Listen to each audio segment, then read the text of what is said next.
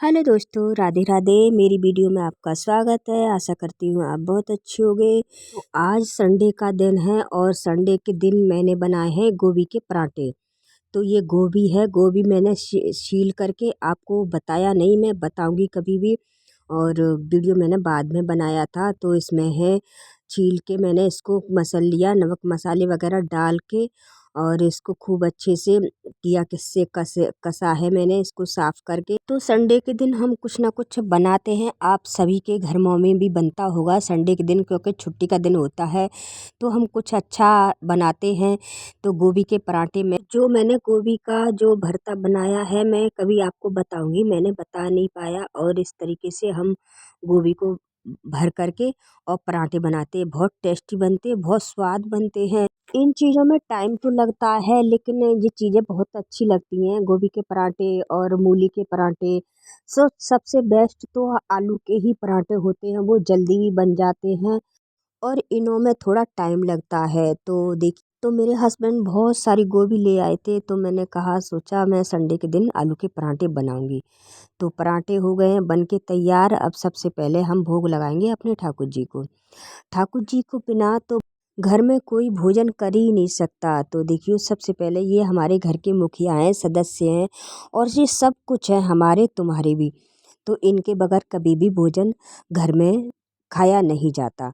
और तो गोभी के पराठों का इन्हें भोग लगा देंगे। साथ में रखा है दूध, और दूध के साथ ये, क्योंकि वो चटपटे हैं, और दूध के साथ जो ये खाते हैं ना, जो बच्चे रूप में, तो चाहे कैसे भी खा लेते हैं। केवल उन्हें भोग प्रेम से लगाना चाहिए।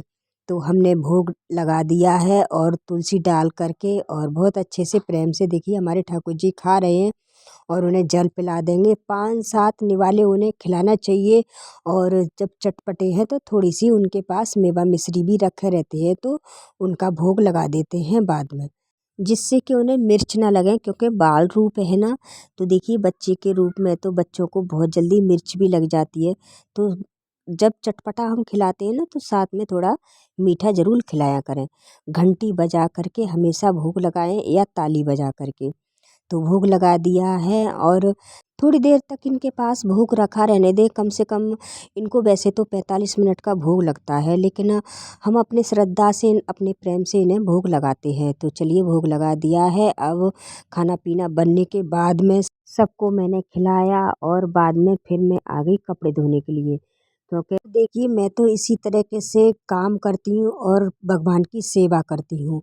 तो सबसे देखो, कपड़े धोने में, घर का काम करने में टाइम लग जाता है। तो मैंने घर का काम सारा किया, नहाया धोया, और भगवान को सेवा दी। क्योंकि उन्हें टाइम से उठाना बहुत ज़रूरी होता है। मैं उन्हें 4-5-6 बजे तक, 7 बजे तक उठा देती हूँ। क्योंकि मैंने पहले भी बताया हो कि मेरे हस्बैंड ना बहुत जल्दी जाते हैं ड्यूटी, तो मुझे भी जल्दी उठना पड़ता है, और कुछ आदत भी बन जाती है। तो मेरी भी आदत बन चुकी है, सुबह नहाना होता है मुझे ज़रूरी, सूरज निकलने से पहले। और अपने ठाकुर जी की सेवा कर करके फिर मैं बाद में, चाहे मुझे जैसे कपड़े वगैरह हो जाते हैं ज़्यादा, तो मैं बाद में ही मशीन लगाती हूँ। और कपड़े संडे के दिन तो बहुत सारे हो जाते हैं, सब लोग घर में रहते हैं, तो उनके सारे कपड़े उतरते हैं, तो काफ़ी टाइम लग जाता है। और सर्दियों में तो बहुत कपड़े हो जाते हैं। तो ये है पायदान। पायदान कभी भी मैं मशीन में नहीं धोती। जो पानी निकलता है वो भी निरमा का होता है, तो मैं उसी में ये पायदान धो देती हूँ। धोने के बाद में सुखाती भी नहीं हूँ, क्योंकि पैर के होते हैं तो गंदे होते हैं, हमें कभी भी मशीन में ये पायदान वगैरह नहीं धोना चाहिए। तो मैं इसी तरीके से धोती हूँ। और बाल मैंने देखो ऐसी तरीके से बांध लिए, क्योंकि सर मुझे धोना नहीं है ना, इस वजह से। तो मैंने ऐसी ही चोटी ऊपर से बांध ली है, और नहाऊंगी तो बाल नहीं धोंगी ना, इस वजह से। तो मेरे कपड़े धुल चुके हैं, और सारी सफाई हो गई है मेरी। खाली ये मशीन वगैरह मैंने साफ़ करके रख दी है। और ये आंगन, चूँकि मशीन लगाने की जगह नहीं है ना, तो सारा आंगन मेरा भीग जाता है, क्योंकि थोड़ी जगह मशीन लगाने की जगह है नहीं है कहीं पर भी। तो चलिए, छत आज अच्छी धूप निकल रही थी ना, इस वजह से, और मैंने सारे कपड़े धो के डाल दिए। देखिए कितने, पूरी छत कपड़ों से भरी पड़ी है। गरम जर्सी, इनर वगैरह जब उतरते हैं ना, तो सर्दियों में पता है, एक एक जने के 4-4 5-5 कपड़े हो जाते हैं। और खोल वगैरह भी मैंने धो के डाल दिए, क्योंकि धूप निकली थी, तो सूख भी जाएंगे अच्छे से। तो इस वजह से मैंने सारे कपड़े धो के डाल दिए हैं, देखिए। तो खोल हैं, चद्दर वगैरह हैं, जैसे हम लोग जैसे पीरियड वगैरह से महीना पे होते हैं ना, तो इस वजह से हमें देखो शुद्धता बहुत ज़रूरी होती है। और मेरे घर में हम सभी के घर में ही ठाकुर जी विराजमान होते हैं, तो शुद्धता से हमें रहना चाहिए। और महीने पे ये कपड़े धुल भी जाते हैं, चद्दर खोल वगैरह। तो देखिए मैं नहा धो के हो गई तैयार, अब मैं जा रही हूँ मंदिर में, क्योंकि मंदिर में आज पूजा है। हमारे घर के ही पास मंदिर है, बिल्कुल घर के सामने। तो मंदिर में जो नंदी विराजमान थे वो खंडित हो गए, तो दूसरे वहाँ पर स्थापित हो रहे हैं, तो इस वजह से हमें वहाँ पर जाना है। और वैसे तो मुझे पूजा में बैठने के लिए बोला था उन्होंने, लेकिन मुझे काम में लगी रही तो टाइम नहीं मिला मुझे। देखिए मैं आ गई हूँ मंदिर में, और यहाँ पर जो पुराने वाले खंडित हो गए थे ना नंदी, वो निकाल के दूसरे विराजमान कर दिए गए। देखो यहाँ पर हम तो काफ़ी लोग हैं, और भीड़ भी हो चुकी है, हवन चल रहा है। और हम लोग 2-4 लेडीसें थी, वो प्रसाद तैयारी करने में लगी, जैसे बांटने के लिए प्रसाद की तैयारी करने लगी। और इधर हवन की तैयारी हो रही है, तो यहाँ पर सारे बैठ गए हैं हवन में आहुति डालने के लिए। तो हवन हो गया है चालू, और सारे लोगों ने आहुति डाली, और हमने भी।